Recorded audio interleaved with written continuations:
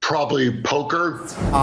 They told me to come down. They wanted me to interview you. I thought it was fun, you know, because I'm having a great time, Louis.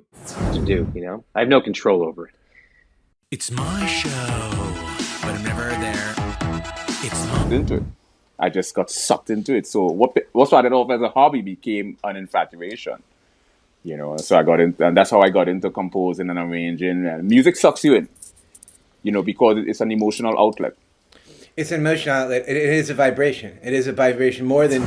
I wouldn't say I have any pets, but my lady has 7 dogs. They say, "Hey, do you want it in the arm or in the pressure?" You push them with the pressure. Yeah, I would say push and pressure. I would say that I need to lie down after I watch that movie. It's so exhausting. Tell me about. I was for it with A. Martinez, and I come off the fence to go for it with A. Martinez because I'm the head. X, but darker. I'm like Professor X with good hair and a darker skin regimen. I know there's certainly a weird thing happening with comedy these days. I really have a degree. Perception. I got into composing and arranging and music. You ready to? I have no idea. It's my show. Killing it, boy, killing it.